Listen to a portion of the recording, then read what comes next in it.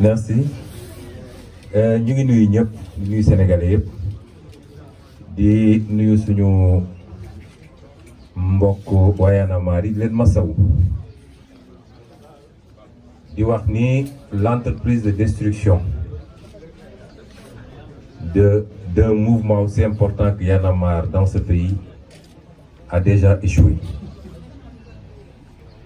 parce que lii de dañ ciy ut lenn te yenn question yi fi jibse woon na ko mooy nu ñuy def ba bu ñu mënul détruire mouvement bi par la voie judiciaire nañ ko détruire moralement ba ku taxawati ci mouvement bi ci télé di wax sénégalais bi ne cim waaye ça ne passe pas, ça ne passera pas parce que it su doon sax la ñu tuumal ñaari membre ci Y'en a marre am na def ba fii ñu toll ni kenn fii mënul wax ni am na kenn mënu ko wax man ma gëm ni amul te dinaa wax lu tax waaye bu doon am na sax la ñuy def ñun en tant que individu suñuy acte mënuñu ne loolu ndigal la bu ñu jël bu jiyee ci Y'en a marre ci groupe bi kon bugg a kut ka kut def la link day dugg ci li ñuy wax mauvaise foi ci tubaab waaye nag ci diine sax dañ ñoo jàngal ni sa mbokk da nga koy taxaw bu tooñee ak buñ ko tooñee donte tooñ na sax da nga koy taxaw mooy il faut nga apporter ko solidarité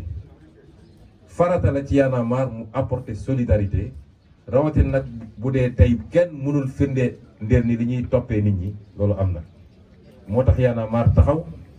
su dee nag ñun ñi dul membre Y'en a marre sax ñu ngi taxaw rawatina Y'en a marre c'est une obligation, c'est un devoir kon amalgame boobu ñuy essayer dugal ci bopp nit ñi ba suba Alioune Sané bu ñu ko invité ñu ne ah ñoom de nii bu Fou Malade demee télé ñu ne ñoom de nii loolu ça ne passe pas mouvement dafa am ligne am ay principe yu tax muy xeex tant que ligne boobu ak principe boobu mouvement bi dans sa globalité dévié wu ci la lu mun a topp kenn wala keneen ci mouvement bi mënuñu ko jël teg ko ci ndodd mouvement bi yëpp ma jàpp ni tey la Y'en a marre war a gën a am doole ak taxawaay ci réew bi parce que nag lu yëngu rek li ko yëngal ko ëpp doole buñ demee ba cible Y'en a marre dafa fekk taxawaayam am na ñu mu gêné ci réew mi parce que ku soxalul kenn du la pexeel ñaareel bi muy li may wax rek ci li tax ñu teew fii mois de février mars soriwul gën saa gudd juróomi weer la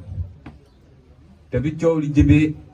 bokk na ci njëkk ñëw taxaw ñëw sama kër seet si ma Y'en a marre la te délégation boobu Simon ngi ci woon Fou Malade a ngi ci woon Aliou Sané ngi ci woon Thiata ngi ci woon Kilifa ngi ci woon ñu ñëw taxaw ne ma nag suñu yoon newul ci politique nous ne sommes pas des acteurs politiques engagé wuñu ci cadre politique wala électoralement waaye suñuy principe ak lii suñu taxawaay mooy fépp fu ñu bëgg a faagagalee démocratie fépp fu ñu bëgg a jaayee nit doole Y'en a marre dina fa taxaw ñu ñëw taxawaay bu rafet lu jiitu loolu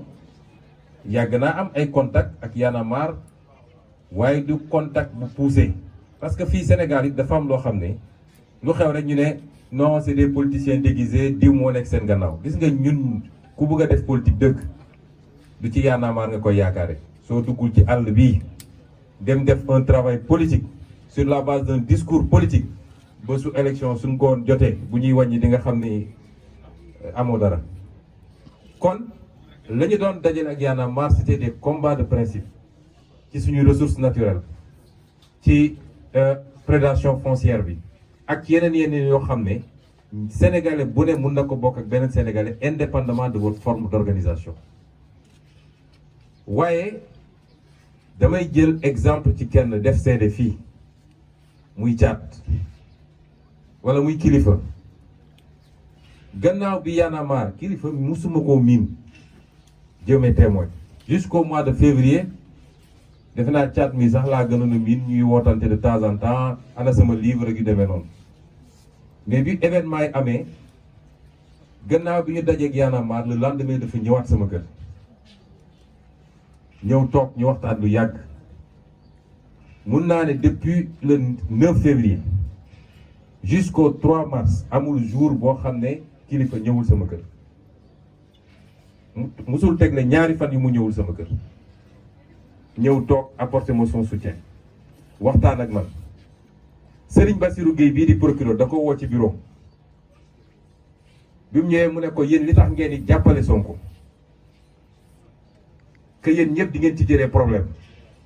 li may wax nii je tiens à le dire ici parce que nit ñi faut ñu xam link bi yéen ñëpp di ngeen ci jëlee problème d'ailleurs Sonko va aller en prison il va pourrir en prison ne ko yor naa nii certificat médical bi kilifa ne ko ñun ñëpp yor nañu certificat médical bi mu ne ko boobu baaxul mu ne ko boobu nekk ci PV gendarmerie nga ne boobu baaxul yow am nga beneen mu ne ko de toute façon il faut aller en prison kilifa ne ko bu yóbboo ngeen préparer ñu ay cellules ndax ñoo koy jiitu ci prison bi ci koo xam ne miinante wuñu woon parce que li ngeen bugg a def du dëgg jaay doole la lii kilifa dafa jóge foofu ñëw sama kër ñu toog waxtaan ci waaye li gën a yéeme sëñ Bassirou Gueye daf ko ne dañu toog rek sama soxna andi reer bi ñu teg commencé reer ma présenté ko soxna si yooyu mu yëngal bopp ma ne ko lu xew mu ne ma sëñ Bassirou Gueye ngeen jéggal ma ci kàddu gi sëñ Bassirou Gueye moo mën a fen dëgg ma ne ko ah lu xew mu ne man daf ma ne Sonko sax d'ailleurs këram tas na jabar ji jël na bagage am ñibbi na loolu ban rapport la am ak travail procureur ba di toppatoo kër jàmbur ndax tas na wala tasul c'est de la méchanceté gratuite et bête ça n'a rien à voir avec la justice te loolu mooy justice Sénégal yàgg naa wax ni problème mu Sénégal la koy tas dina jóge ci justice te ñeent ci biir justice bi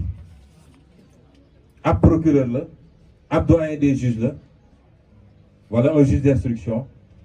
conseil constitutionnel cour suprême yu eesuwul loolu ñooñu ñooy les bras armés judiciaires et politiques de Macky Sall ñun ñëpp ñu koy seetaan ñeenti nit est-ce que war nañoo lëmbe 17 millions de Sénégalais suñ ne lii ngeen war a attee nga teg ko fële ñu ne la fexeel ba tëj Aliou Sané nga ne tey su ma naroon dem créer sax ay charges dinaa ko créer mais kii il faut mu tëj di kaso avec une méchanceté que rien n'explique et j'interpelle la justice toute la justice parce que nag nañu waxante dëgg soo waxee ñu ne dafa attaqué institution bi ñun la Sénégalais yi c'est le peuple sénégalais c'est pas les 300 magistrats ils doivent rendre justice au nom du peuple sénégalais non pas au nom de Macky Sall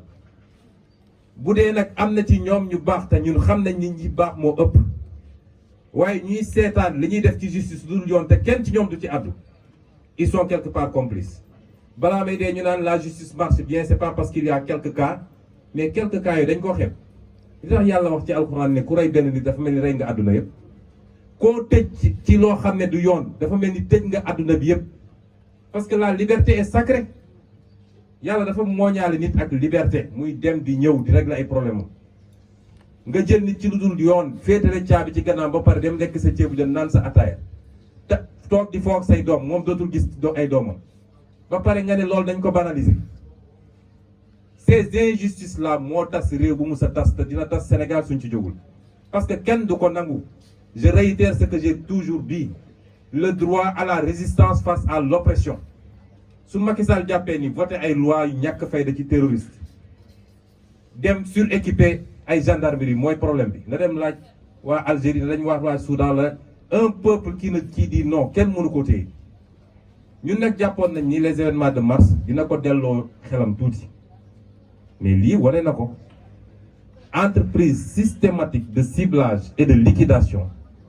de gens simplement parce qu'ils ont dit non ce dossier est vide li tax ñu bàyyi escroquerie qui a escroqué qui une affaire privée nit ki déposé wul plainte nga ne escroquerie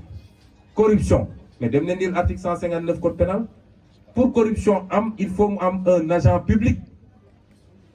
boo xam ne dañ koo jox pour que en échange mu def wala mu bañ a def ana agent public bi Après, ils mettent leur connerie de X, excuse-moi du terme, comme dit Barthélémy Dias, c'est du foutage de gueule. Tu prends, tu mets X. Mais quand nous corrompre dans cette affaire-là?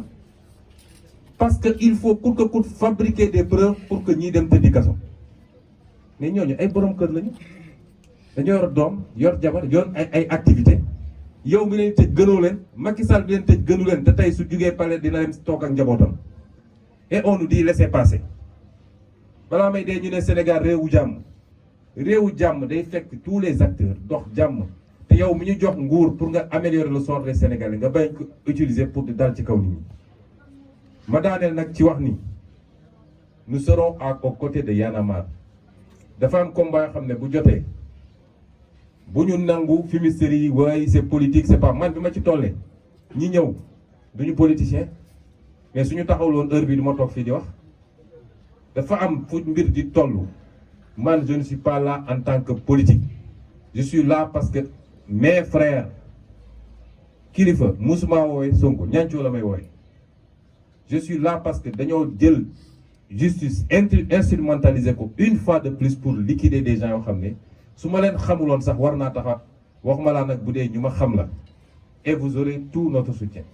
nous mènerons ce combat ensemble su laajee la rue dinañ dem dans la rue judiciairement ñu ngi ciy xeex boobu ba léegi loolu laa bëggoon daanelee di masawu Y'en a marre di masawu famille kilifa ay waajuram ay mbokkam soxnaam ay doomam ñëpp ñu ngi leen di masawu ne leen nag ils nous auront tous à côté de nous di masawu kilifa Simon ak waa mbokkam yëpp barki dem rek jokkoon ak soxnaam ñoom ñëpp ñu ngi leen di masawu di leen ne ce combat on le portera ensemble inchallah parce que ce que Macky Sall veut faire de ce pays ça ne passera pas et je termine par lancer encore un appel à la jeunesse de ce pays c'est votre avenir qu'on veut compromettre parce que lii lépp ça participe à un plan politique de confiscation du pouvoir par des gens incompétents qui n'ont réussi à rien faire de bon pendant 10 ans et qui vont rester encore 10 ans. Je vous remercie.